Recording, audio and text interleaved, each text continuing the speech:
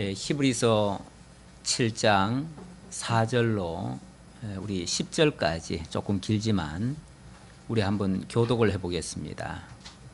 이 사람이 얼마나 높은가를 생각해 보라. 조상 아브라함도 노략물 중 10분의 1을 그에게 주었느니라.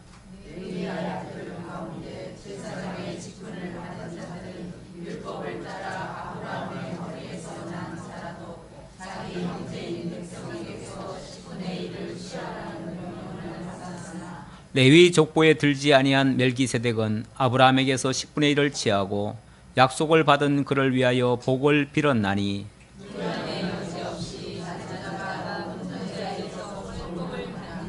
또 여기는 죽을 자들이 10분의 1을 받으나 저기는 산다고 증거를 얻은 자가 받았느니라.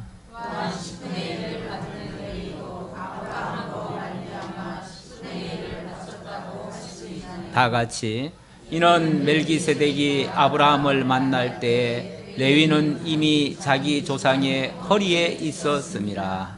아멘. 이 사람이 얼마나 높은가를 생각해 보라. 이 사람이 얼마나 높은가, 얼마나 위대한가, 얼마나 월등히 뛰어난가. 물론 이 말은 이 예표적인 사람의 실체로 나타나신 그리스도가 얼마나 위대하고 그의 품격이 얼마나 뛰어난가를 강조하기 위한 그러한 표현이죠. 7장부터 예수 사역의 품위를 증가하고 있는데요. 예수께서 그 어떤 사역자들보다도 월등히 고귀하고 품격이 높은 자임을 증거하고 있는 내용이 되겠습니다. 그 첫 번째 증거가 바로 제사 증거인데요. 제사 사역 증거인데요. 이 제사에는 세 가지 요소가 있습니다. 바로 제사장과 성소와 제물이 있습니다.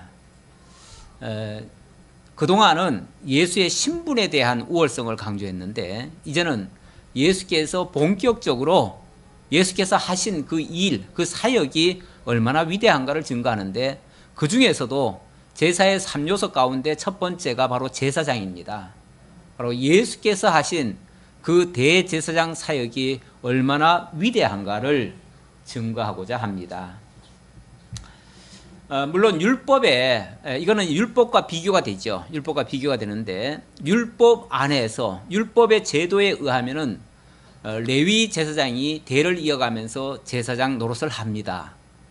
자, 그리고 그 레위인들이 성소에서 성소가 있고요. 그러니까 제사장이 있고 성소가 있고 제물이 있는데 레위인들이 성소에서 거기서 이제 소 잡고 양 잡아서 하나님 앞에 제사를 드립니다.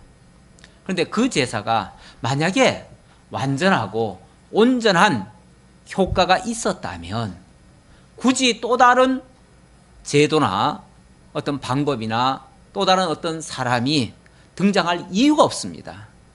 이유가 없는데 지금까지 증거한 대로 레위 제사장이 얼마나 온전했던가 살펴보면 사실 레위 제사장은요 인간 가운데서 취했기 때문에 그 자신이 기본적으로 죄인이에요.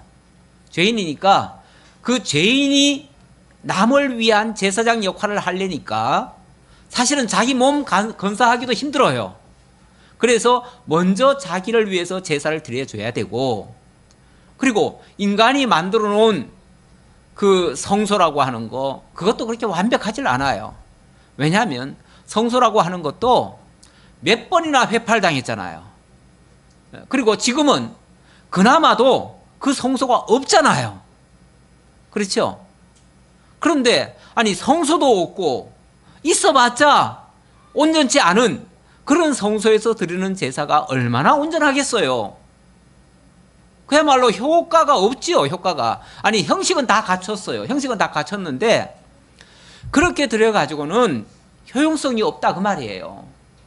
그리고 제물을 뭐 열심히 제물 갖다가 바친다고 했는데 그래서 뭐 10분의 1 여기 이제 10분의 1 얘기가 나오니까 11조도 열심히 드렸고 또 월삭 또 초태생이죠. 초태생 뭐 이런 것들 부지런히 갖다가 바쳤는데 그래봤자 얼마 안 가서 또 들여야 돼요. 왜냐하면 그 효과가 지속적이질 못해요. 마치 약을 먹는데 임시 변통은 되는데 우리 진통제 먹으면은 하루는 가잖아요. 하루는 가는데 그 다음 날이면 또 아파야 돼요. 효과가 없어요. 효과가.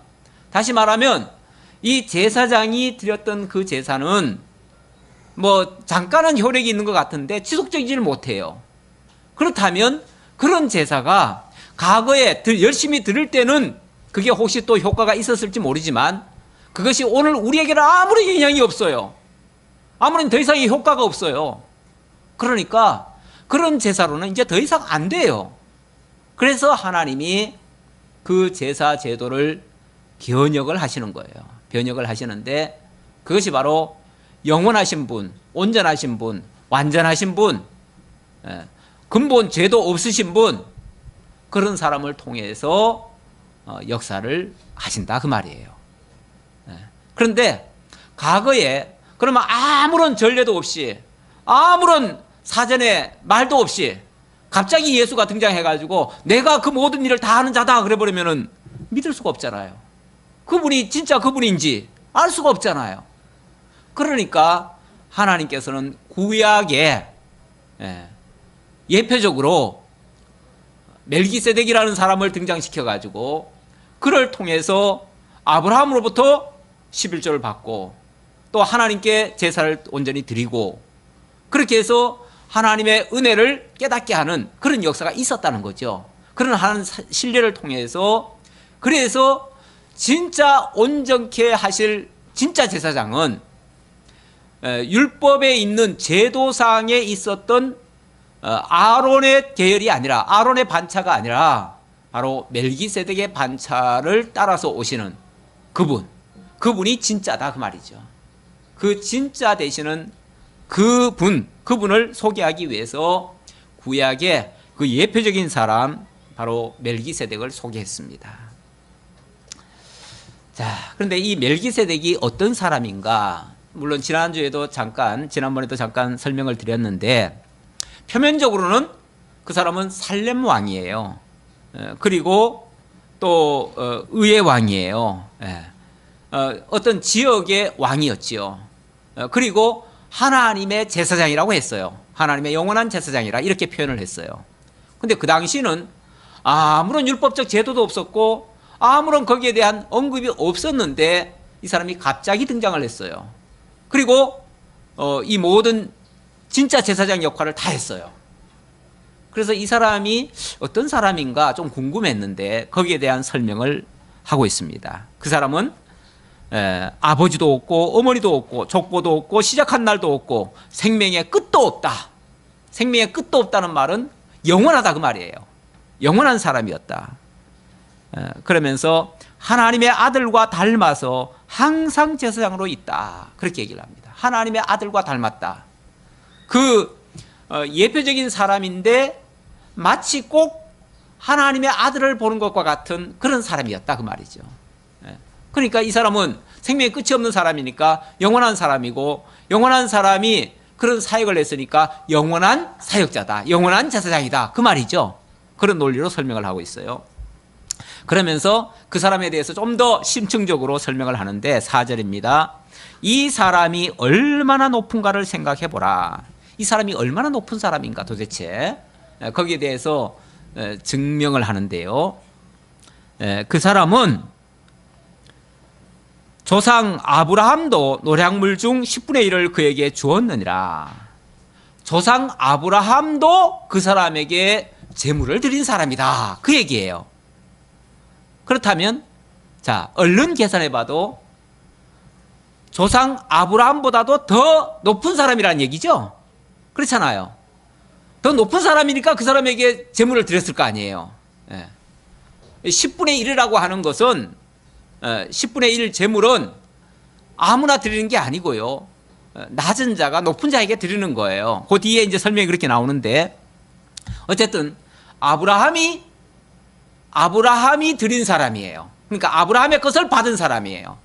물론 여기서 받았다고 하는 것은 그가 그냥 단순히 위치적으로 높다는 얘기가 아니라 그가 하나님과 아브라함 사이의 중보자였다 그 말이에요. 그래서 그런 의미에서 높다 그 말이에요. 하나님과 아브라함 사이에 중보자의 위치에 있는 사람이기 때문에 그래서 아브라함이 그에게 10분의 1을 드렸고 그는 그 아브라함을 위해서 축복해 준 사람이에요. 복을 빌어준 사람이에요. 그러니까 11조를 받고 복을 빌어준 사람이에요. 자, 이게 뭘 의미하냐면 아브라함과 이 멜기세덱의 관계를 얘기하는 거예요. 관계를. 예. 지금 뭘 드렸다 안 드렸다 이런 차원이 아니고 하나님과 아브라함 그리고 아브라함과 멜기세덱 그 관계를 지금 설명하려고 이렇게 지금 표현하는 겁니다. 예. 그러면서 레위의 아들들 가운데 제사장의 직분을 받은 자들은 율법을 따라 아브라함의 허리에서 난 자라도 자기 형제인 백성에게서 10분의 1을 취하라는 명령을 받았으나 말이 이제 복잡한데요. 예, 자관 우리 히브리서는요 아주 꼼꼼하게 읽지 않으면은 이게 좀 이해하기가 조금 난해할 수가 있어요. 예. 그리고 오해 소지도 조금 있는 부분일 수도 있어요. 그만큼 정독을 하셔야 되고 여러분들도 또 반복적으로 읽어보셔야 돼요. 그래야 이 뜻이 무슨 의미인지를 좀 알 수 있는데 자, 이 멜기세덱 이야기하다가 또 레위의 아들들 이야기를 합니다. 자, 일단은 봅시다. 이 사람이 얼마나 높은가를 한번 보자 그랬으니까 도대체 그 사람이 얼마나 높은지 한번 확인해 봅시다. 자, 일단 아브라함도 이 사람에게 지금 10분의 1을 바친 사람이에요. 그렇다면 일단은 아브라함보다 위라는 사람이죠. 위에 있다는 얘기죠. 근데 아브라함이 누굽니까? 아브라함이 이스라엘 민족의 아버지예요. 쉽게 말하면 이스라엘 민족에게서는 최상위에 있는 제일 높은 사람이에요. 그렇죠? 그럼 레위는 누굽니까? 레위라고 하는 사람은 아브라함의 4대 손이에요. 그러니까 아브라함에서 비교하자면 4대나 아래 사람이에요. 거기다가 아론은 또 어떤 사람입니까? 아론이 대제사장, 첫 번째 제1대 대제사장인데 아론은 누굽니까? 아론은 레위의 또 4대 손이에요. 그럼 아브라함으로 말하면 8대 손이에요. 8대 손. 그러면은 아브라함 당시에 이 레위라고 하는 사람은 그리고 아론이라고 하는 제사장은 까마득히 저 아래에 있는 사람이고 위치적으로 봐도 저 아래에 있는 사람이고 그 당시는요 아브라함 당시는 레위나 아론이라고 하는 존재는 세상 구경도 못한 사람이에요. 그럼 어디 있던 사람이에요? 예, 여기 표현에 의하면은 아브라함의 허리에 있었다 그렇게 얘기를 해요. 예, 아브라함의 그 어떤 씨 중에 아주 극히 뭐라고 할까 요즘으로 말하면은 어떤 지극히 작은 세포 중에 하나라고 할까요? 자관 그 유전자 속에 조금 들어있었을 그런 사람이에요. 그러니까 아브라함의 유전자의 한 일부분에 불과해요. 아직 형체도 없었던 사람이에요. 그러니 감히 멜기세덱과 아론을 만약에 동등시한다든지 비슷하게 비교할 만한 사람으로 이해한다면 전혀 오판이라고 말이죠. 아예 비교도 할 수 없을 만큼의 그런 높은 사람이라는 거죠. 이 멜기세덱은. 우리 지난주 우리 사경에 갔는데 사경에서 제가 영상을 하나 틀어드렸습니다. 사실은 2개 틀어드렸는데 그 뒷부분 뒤에 나온 거 그게 이제 이스라엘의 현재 모습을 그 영상으로 봤습니다. 거기에 보면 그런 장면이 나옵니다. 이스라엘 지금 백성들이 회당에 갑니다. 안식일 날이면 회당에서 하나님 앞에 예배를 드리는데 아주 안쪽에 여기는 성소다 해가지고 거기에 두루마리가 있고요. 두루마리는 앞에 펴놓고 그 뒤에는 성소라고 해서 그걸 아론이라고 한대요. 아론. 그러니까 아론의 성소가 거기 있다는 거죠. 거기 옛날에 아론 대제사장이 지금도 우리를 위해서 제사를 드려주고 있다 그 얘기예요. 물론 지금 그들은 성전도 없습니다. 성소도 없어요. 또 대제사장도 지금은 뭐 없는 거예요. 왜냐하면은 대가 다 끊어졌어요. 이제는 뭐 표면적으로라도 옛날 걸 그대로 뭐 답습을 하려고 해도 율법은 그대로 내려와 가지고 그대로 지키려고 애는 쓰는데, 문제는 그동안에 그 율법조차도 지킬 수 없을 정도로 다 파괴돼 버린 거예요. 성소도 없어져 버렸죠. 이제 제사장도 없어져 버렸죠. 이제는 그 쉽게 말하면 회당장, 요즘은 이제 그 원래 히브리인들의 그 모임 장소를 갖다가 시나고게라고 하는데 그 회당이라고 그래요. 우리말로는. 그 회당장이 이제 예배를 이제 드리잖아요.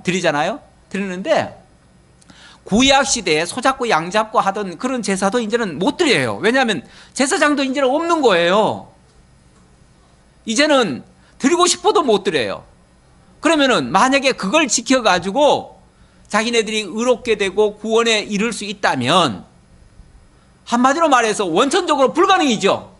이제는 불가능해진 거예요. 불가능해졌는데 그래도 우리는 이걸 지킴으로써 구원을 받는다라고 생각하고 열심히 지킨다고 아론이라고 만들어 놓은 거예요. 지금도 아론을 떠받들고 있어요.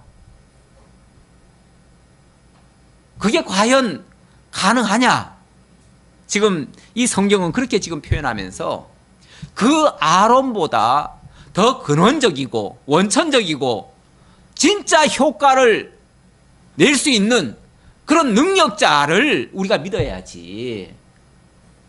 왜 그렇게 능력도 없고 자기 스스로조차도 구원할 수 없는 그런 존재를 지금도 마치 그가 구원해 줄 것처럼 그렇게 믿고 있느냐, 그런 얘기예요, 쉽게 말하면은. 그런데 유대인들은 그때나 지금이나, 지금 이 성경이 기록될 그 당시도 실제로 그 아론 제사장을 제일 드높이고, 그 아론 제사장이 우리를 위해서 제사를 드려줘야만 우리가 마치 모든 문제가 해결되는 것처럼, 우리 죄가 해결되고 우리가 하나님께로부터 구원을 함을 받는 것처럼 그렇게 이해를 하고 있다 그 말이에요. 그러니까 본서는 그게 아니다. 그 아론은 이제 더 이상 역할을 할 수가 없다. 그를 의지하고 그를 통해서 구원받으려고 하면 그거 다 물거품 된다, 이제 그 얘기예요. 그러면서 더 근원적이신 그분을 따라가야 되는데, 그분이 바로 구약시대 때는 멜기세덱으로 등장을 해서 실제로 아브라함을 하나님 앞에 온전히 제사 드리게 한 그 장본인이었다. 그 사람의 실체가 바로 예수 그리스도시다. 그 얘기를 지금 하려고 이 설명을 하는 겁니다. 자, 그러면서 이 사람이 했고요. 6절, 레위 족보에 들지 아니한 멜기세덱은 아브라함에게서 10분의 1을 취하고 약속을 받은 그를 위하여 복을 빌었나니 논란의 여지 없이 낮은 자가 높은 자에게 축복을 받느니라. 논란의 여지 없이. 이거를 이번 성경에는 논란의 여지 없이라고 했는데, 먼저 성경은요 폐일언하고 이렇게 나왔어요. 폐일언하고. 그 말이 무슨 말이에요? 두말할 필요 없이, 그 말이죠. 더 이상 딴 거 필요 없이, 다른 말 필요 없이, 두 말이 필요 없다. 더 이상 다른 거 필요 없다, 그 얘기예요. 그러면서 이거 하나만 봐도 그 얘기예요. 이거 하나만 봐도 너무나 분명하지 않느냐. 레위 족보에 들지 아니한 멜기세덱이 아브라함에게서 10분의 1을 취하고 약속을 받은 그를 위해서 복을 빌어줬다. 그러면은 자, 아브라함과 하나님 사이에 누가 있습니까? 멜기세덱이 있죠. 이 멜기세덱이 아브라함으로부터 10분의 1을 받았어요. 그리고 그 10분의 1을 제물로 삼아서 하나님께 드렸어요. 그리고 하나님께서 이 아브라함에게 약속한 그 복을 빌어주었어요. 무슨 일을 한 겁니까? 중보자 역할을 한 거죠. 대제사장 역할을 한 거죠. 틀림없이 한 거죠. 했는데, 자, 누가 누구에게 복을 빌어줍니까? 또 누가 누구에게 재물을 받습니까? 재물은요 낮은 자에게서 높은 자가 받고요, 또 축복은 높은 자가 낮은 자에게 하는 겁니다. 그러니까 이 멜기세덱이 지금 하나님과 아브라함 사이에서 10분의 1을 받았어요. 이 받은 자라는 말은 아브라함보다 더 높은 자라는 얘기고요. 또 받은 다음에 하나님께 그 제물로 드린 다음에 하나님의 약속된 그 복을 아브라함에게 빌어줬어요. 그러면 이 복을 베푼 자예요. 복은 또 누가 베풀 수 있어요? 만약에 낮은 자가 높은 자에게 막 복을 빌면 그 복이 임할 수 있습니까? 낮은 자는요, 복을 줄 만한 능력이 없어요. 그런데 높은 자는요, 높은 자의 한마디는 그의 말이 곧 이루어질 수 있는 얘기예요. 우리 세상에서도 그러잖아요. 세상에서도 높은 자가 한마디 하면 어떻게 됩니까? 역사가 바뀌어요. 높은 자의 한마디는 역사가 바뀌어요. 그러나 낮은 자가 막 떠들어대면요, 그거는 소용없는 거예요. 시끄럽게만 하는 거예요. 그건 쓸모가 없는 얘기예요. 그러니까 복은 누가 빌어줘야 되냐면 높은 자가 빌어줘야 되는 거예요. 그래서 아브라함에게 복을 빌어줄 수 있는 그런 권세자라면은 바로 그 멜기세덱이 월등히 더 높은 자란 얘기예요. 의미적으로. 예, 지금 그 얘기를 하는 거예요. 그러니까 이거 하나만 봐도 멜기세덱이 얼마나 높은 자인 것을 알 수 있지 않느냐 그 말이죠. 그래서 논란의 여지가 없이 낮은 자가 높은 자에게서 축복을 받느니라. 또 여기는 그리고 또 한 가지, 지금 몇 가지 사례를 두고 얘기합니다. 한 세 가지 사례를 가지고 얘기를 해요. 세 가지 쉽게 말하면은 멜기세덱이 아브라함보다 더 우월하고 그 사역이 더 위대하고 그 역할이 더 효율적이라는 것을 지금 강조하고 있는 중이에요. 그 중에 이제 첫 번째 얘기한 거고요. 두 번째는 또 여기는 죽을 자들이 10분의 1을 받으나 저기는 산다고 증거를 얻은 자가 받았느니라. 여기는 죽을 자들이 10분의 1을 받았다. 이 말은 아론을 얘기한 거예요. 자, 아론은 어떤 사람입니까? 물론 대제사장직을 수행은 했지만 그 사람은요, 계속 사는 사람이 아니에요. 그렇잖아요. 그래서 20세에 25세인가에 30세죠. 30세에 제사장이 돼가지고 50세인가에 은퇴를 해야 돼요. 그러면 불과 한 30년밖에 못해요. 그리고는 이 사람은 놔야 돼요. 왜 그러냐면 죽을 사람이니까. 계속 할 수가 없는 사람이에요. 그런데 멜기세덱은요, 죽을 사람이 아니에요. 영원한 하나님의 제사장이라고 표현을 했어요. 저기는 산다고 증거를 얻은 자예요. 영원히 사는 자예요. 그래서 다르다 그 말이죠. 바로 이거는 이제 그러니까 멜기세덱을 지금 얘기하고 있지만은 여러분들은 예수 그리스도를 생각해도 돼요. 왜 그러냐면 예수 그리스도를 지금 증거하려고 이 말을 하는 거니까요. 예수 그리스도는 영원하신 분이에요. 그래서 그분의 그 대제사장 사역은 영원하다. 자, 그 얘기를 하는 거예요. 또한 하는 말은 또 다른 얘기를 또 하는 거예요. 9절. 또한 10분의 1을 받는 레위도 아브라함으로 말미암아 10분의 1을 바쳤다고 할 수 있나니 이는 멜기세덱이 아브라함을 만날 때 레위는 이미 자기 조상의 허리에 있었습니다. 자, 레위.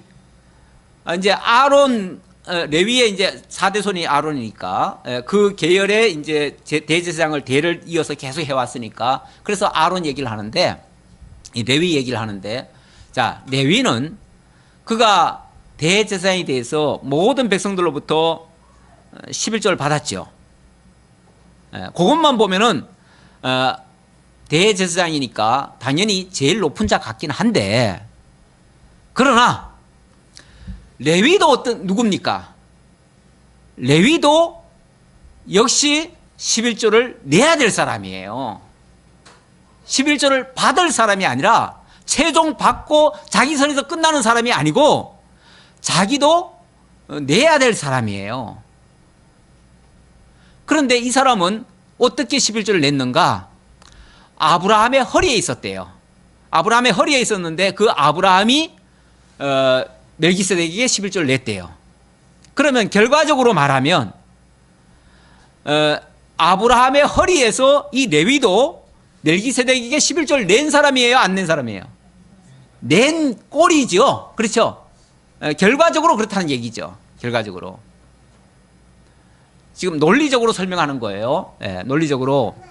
그 당시는 레위는 아직 이 세상 구경도 못한 사람이에요. 하지만 그의 8대 아버지가, 8대 할아버지가, 레위로서는 이제 4대 할아버지가 멜기세덱에게 11조를 드렸어요. 그렇다면 그 당시 레위는 허리에 있었어요. 아브라함의 허리에 있었으니까 결국은 아브라함을 통해서 이 레위도 10분의 1을 드렸다 그 말이에요. 드렸으니까 레위도 최상위에 있는 대제사장은 아니었다 그 말이죠. 오히려 그 위에 대제사장이, 진짜 대제사장이 있었다 그 말이에요. 진짜 대제사장이 있었고, 그분이 진짜 이 레위로부터도 11조를 받아서 하나님께 드린 사람이다. 그러니까 그 사람이 진짜 영원한 대제사장이다, 이 얘기를 하는 거죠. 뭐 몇 가지로 얘기를 하니까 좀 복잡하죠. 그러나 지금 이거는 한 가지만 정확하게 들으셔도 틀림없다. 예수 대제사장은 틀림없다. 더 덧붙이는 거는요, 더 확증하기 위한 부가적인 설명이에요. 그러니까 뭐 다 이해가 안 되시면 그냥 한 가지만 이해하셔도 돼요. 자, 그리고 레위 계통의 제사 직분으로 말미암아 온전함을 얻을 수 있었으면 백성이 그 아래에서 율법을 받았으니 어찌하여 아론의 반차를 따르지 않고 멜기세덱의 반차를 따르는 다른 한 제사장을 세울 필요가 있느냐. 제가 서두에 말씀드린 내용입니다. 만약에 이 레위 계통의 제사 직분, 이거는 언제 나온 겁니까? 이 제도가? 이 제도는요, 하나님이 처음부터 주신 제도가 아니고요, 아브라함에게 하나님이 언약을 주시고 그 다음에 그 언약을 가진 백성들이 애굽에 내려가서 400년간 종살이하고, 그리고 모세를 통해서 해방이 되었어요.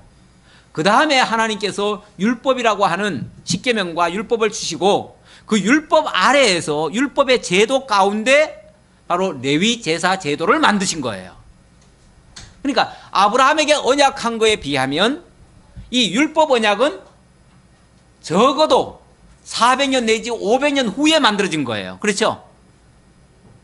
까마득히 그 후배예요.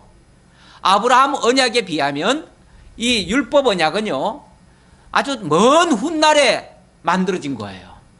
그러면 어느 게 더 우선이에요? 이 율법 언약이 우선입니까? 아브라함에게 주신 하나님의 약속이 우선입니까? 당연히 아브라함 언약, 그걸 아브라함 언약이라고 합시다. 그냥 우리가 이해하기 좋게. 자, 율법 언약과 아브라함 언약이 있다면 아브라함 언약이요, 더 근원적인 언약이고 그게 원천적인 얘기예요. 그런데 사람들이 아브라함 언약은 생각도 안 하고 이 율법 언약에 만들어진 그 제도만 열심히 지키면 의롭게 되는 줄 알고 있어요. 그런데 원래는 하나님이 언약을 크게 주실 때 보면요, 아브라함에게는 의롭게 하는 언약을 주셔요. 아브라함은 그야말로 믿음으로 의롭다 하는 언약을 주셔요. 그리고 무조건적인 약속을 하셔요. 그런데 이 율법 언약이라고 하는 건요, 한참 후에 하나님께서 조건을 붙여가지고 하라 하지 말라. 그래서 할 때는 의롭게 되지만 만약에 그걸 지키지 못하면 다 저주 아래 들어갈 것을 조건을 붙여가지고 주신 언약이에요. 그렇다면 어느 언약이 더 확실하고 분명하고 하자가 없을까요? 답은 당연히 아브라함 언약이죠. 그게 먼저 주신 언약이에요. 그런데 유대인들이 이 아브라함에게 주신 하나님의 언약은 생각을 못해요. 그거는 생각을 못해요. 왜냐하면 그 언약이라고 하는 거는요, 어찌 보면 뭐 어떻게 손에 잡히는 언약이 아니에요. 그렇잖아요. 하나님의 사실 그 나라 언약이거든요. 하나님이 무조건적으로 주시겠다는 약속이거든요. 그건 자기네들이 뭘 해야만 얻는 게 아니에요. 그러다 보니까 자기네들이 뭐 할 게 없어요. 그러니까 손에 안 잡혀요. 안 잡히고 율법 언약이라고 하는 건요, 이거는 하라 하지 말라 안 하면요 바로 정죄당하고, 하면은 뭐 조금 어렵다고 하지만 그건 또 며칠 못 가고요. 이러니까 이거는 눈에 선이 보여요. 보이니까 이 율법 언약은 굉장히 크게 보고 그걸 막 지켜 행하려고만 애를 쓰고 그걸 지켜서 의롭게 되려고만 노력을 했던 거예요, 지금까지. 여기서 큰 하자가 생긴 거죠. 이게 큰, 어찌 보면 함정 같은 데 빠져버린 거죠. 지금도 유대인들은 지금도 그 율법 지키겠다고, 그 율법 지키겠다고. 근데 진짜 메시아를 보내주는 거는요, 율법 언약에 의해서 주어지는 게 아니고요, 아브라함 언약에 의해서 메시아가 주어져요. 하나님께서 아브라함에게 그 내 씨를 통해서 구원을 이루시겠다고 약속하셨잖아요. 그 씨가 바로 예수 그리스도예요. 그리스도를 통해서 온전케 하실 약속을 하셨어요. 그리고 그 율법이라고 하는 것은 모든 인류가 죄 아래 가두어졌을 때 하나님께서 주시는 그 메시아를 통해서 그들을 건져주시기 위한 그런 내용이고요. 그래서 율법은 어찌 보면 하나님이 하시는 그것이 은혜임을 깨닫게 하려고, 다시 말하면 율법이라고 하는 것은 하나님의 은혜가 은혜로 더 빛나게 하려고, 드러나게 하려고, 그래서 부가적으로 주신 거예요. 그러니까 율법을 앞세울 이유가 하나도 없어요. 율법은 어떤 의미에서 다 걸려 넘어져요. 율법을 만약에 앞세우면요, 온 인류가 다 죄 아래 들어가고 말아요. 그래서 그리스도가 오시기 전까지는요, 의인은 없나니 하나도 없다고 성경 그렇게 선언하고 있어요. 왜냐하면 율법 아래서 다 정죄당해버려요. 그런데 메시아가 오심으로 말미암아 그 정죄되었던 그들을 대신해서 당신이 그 율법을 지켜주시고 그 가운데서 건져내 주시는 이 구원의 역사를 해주시는 거예요. 자, 그래서 바로 레위 계통의 제사 직분으로 말미암아 온전함을 얻을 수 있었으면, 이 말은요, 이제 레위 제사장 계통은 바로 율법 언약에 의해서 세워진 제사장을 얘기하는 거거든요. 만약에 그들을 통해서 온전히 율법이 지켜지거나 아니면 제사를 통해서 온전히 제사함을 이루었다면, 그 말이죠. 이루었다면 뭐 굳이 다른 뭐 제사장이 또 필요하거나 그럴 이유가 없지요. 없는데, 백성이 그 아래에서 율법을 받았으니 어찌하여 아론의 반차를 따르지 않고 멜기세덱의 반차를 따르는 다른 제사장을 세울 필요가 있느냐. 만약에 아론 제사장 그를 통해서 모든 문제가 다 해결됐다면 아론 제사장 말고 다른 반차를 따라올 다른 제사장이 필요가 없었다, 그 말이에요. 그런데 아론 제사장이 효과가 없으니까 온전한 제사장이 필요했는데, 이것도 또 오해하시면 안 돼요. 그러면은 율법에 의해서 모든 사람이 정죄되고 그걸로는 아론이 해결을 못하니까 그래서 부랴부랴 예수가 오셨구나, 이렇게 생각하면 안 돼요. 부랴부랴 오신 게 아니고요, 그 이전에 벌써 하나님이 약속을 했어요, 아브라함에게. 메시아를 통해서 이미 앞으로 너희들이 이렇게 다 정죄될 건데 다 구원해 주기 위한 메시아를 미리 준비하신 거지, 나중에 급해가지고 하나님이 땜빵하라고 보내신 게 아니다, 그 말이에요. 많은 사람들이 오해하기를 하나님은 천지 만물을 다 아름답게 지어놓고 완전히 성공적으로 창조의 작품을 완성해 놨는데 그만 그 마귀가 그냥 그렇게 꼬시고 거기에 아담이 범죄를 함으로 말미암아 파괴가 되어지고, 그래서 하나님이 막 급해가지고 둘째 아담 예수를 보내서 구원하기로 했다, 이렇게 오해하는 사람들이 있어요. 그런데 성경은 그렇게 보시면 안 돼요. 하나님이 먼저 창세 전부터 벌써 그리스도 안에서 거룩하고 흠이 없게 하시려고 다 계획 세워놓으시고, 그리고 메시아 보내실 것을 다 언약하시고, 그리고 천지를 창조하시고, 그리고 타락한 다음에 그 다음에 하나님이 계획하신 것을 실천에 옮기시는 거예요. 그러니까 하나님의 계획이 먼저예요. 하나님이 하나님의 나라를 이루시고 의롭게 하실 그 언약이 먼저 있었어요. 먼저 있어가지고 나중에 이루어진 모든 잘못된 것을 먼저 약속하신 것으로 이루어내시는 거예요. 그래서 이 모든 것은 갑자기 되어진 것이 아니고 하나님의 계획이 앞서 있었다. 그래서 멜기세덱 사건은 갑자기 만들어진 사건이 아니고 이미 하나님의 계획 속에 먼저 있었던 것이었다. 그러니까 그것이 더 근원적이고 더 효과적인 것이었다. 그래서 멜기세덱 아론의 반차를 따르는 그런 제사장이 아니라 멜기세덱의 반차를 따르는 다른 제사장을 세울 필요가 있었다라고 지금 강조하는 말이에요. 그러면서 제사 직분이 바꾸어졌은즉 율법도 반드시 바꾸어지리니, 자 그렇다면 자 아론의 제사 직분으로는 도저히 안 된다는 걸 지금 알려줬고요. 그래서 멜기세덱의 반차를 따르는 다른 제사장이 필요했다는 것이고, 이 말은 우리 시점에서 보면은 그게 바뀌어지는 거죠. 그렇잖아요. 제사장 제도가 바뀐 셈이 돼버리잖아요.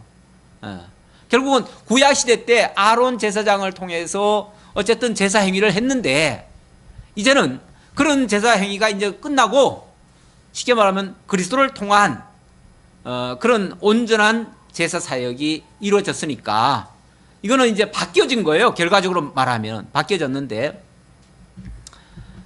자 이것이 바꾸어지리니 이것은 한 사람도 제단 일을 받들지 않는 다른 지파에 속한 자를 가리켜 말한 것이라. 그렇게 바뀌어지는 것은 레위 지파를 계속 따라서 만약에 내려온다면 뭐 육적인 정통성은 있겠지만은 똑같잖아요. 효과가 똑같잖아요.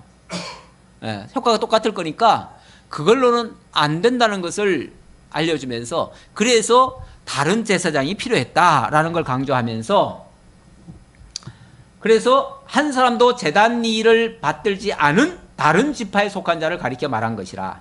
그러면서 우리 주께서는 유다로부터 나신 것이 분명하도다. 이 지파에는 모세가 제사장들에 관하여 말한 것이 하나도 없고 멜기세덱과 같은 별다른 한 제사장이 일어난 것을 보니 더욱 분명하도다. 그래서 우리 주 바로 예수 그리스도는 아론의 반차가 아니라 별다른 반차, 이게 어찌 보면 하나님의 비밀에 속했던 부분이긴 한데, 그렇다고 갑자기 튀어나온 건가? 그건 아니고 하나님께서 멜기세덱을 통해서 약속했고, 또 그 멜기세덱은 바로 쉽게 말하면은 여기 이제 또 그 유다 지파라 이렇게 얘기를 하는데요. 유다 지파, 유다로부터 나신 것이 분명하다 그랬는데 바로 이 왕족을 통해서 온다 그런 의미예요. 왕족을 통해서 온다 그런 의미인데, 실제 유다 지파에게 하나님이 이제 유다 지파를 통해서 메시아가 오실 것을 약속을 했죠. 그리고 그를 통해서 온전히 자기 백성을 구원하실 것을 약속을 했지요. 그러니까 그 약속대로 온 거다 그 말이에요. 그걸 강조하려니까 레위 지파가 아니었다. 레위 지파가 진짜 구원자가 아니었다. 레위 지파는 그냥 어찌 보면 그 중간 과정, 율법 언약을 통해서 하나님의 그 은혜로 되어진다는 것을 그걸 모형적으로 보여주는 그 정도 역할만 했다. 그렇게 지금 정리를 하는 말씀입니다.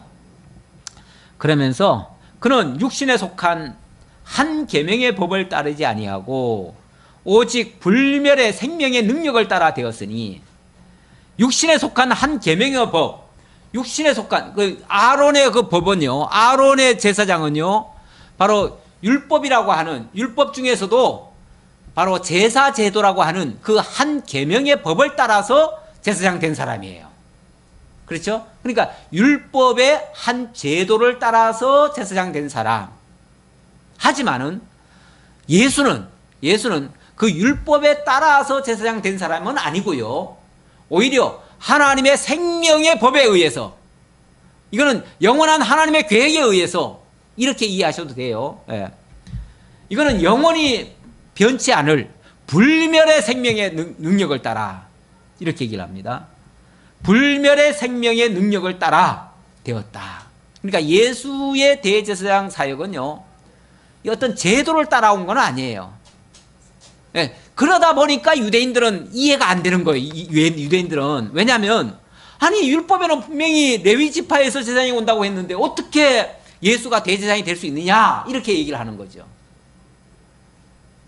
하나님이 율법을 주시기 전에 벌써 아브라함에게 은혜 언약을 하신 것을 모르는 거예요.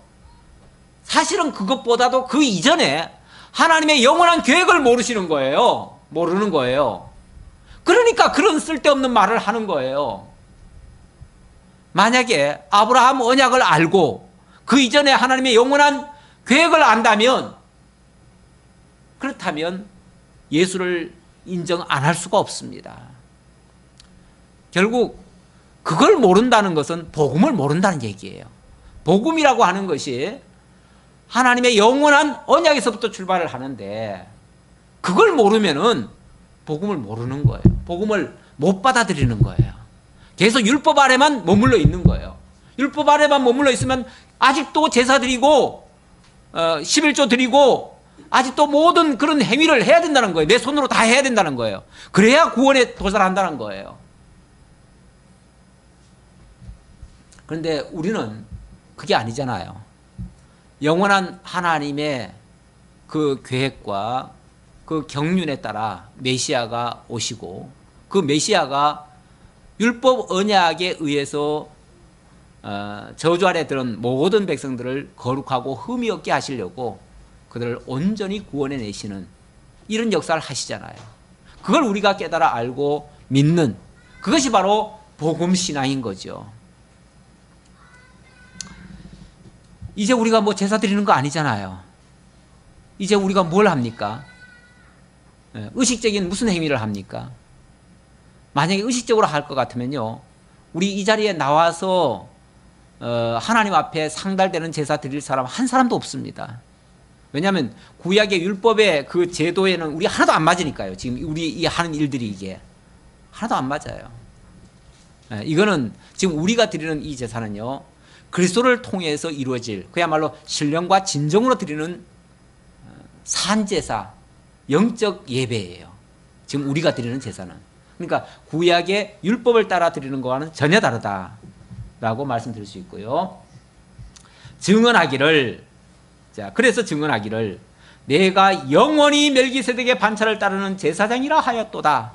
메시아를 가리켜서 영원히 멜기세덱의 반차를 따라 오신 그 제사장이다. 영원한 제사장이다. 라고 했다는 거예요. 요거는 이제 구약의 예언된 말씀을 인용한 말인데요. 이게 어디에 예언된 말씀이냐면 바로 시편 110편 1절에 하는 말입니다. 제가 거기에 제가 말씀을 한번 제가 봉독을 해볼게요. 시편 110편 1절입니다.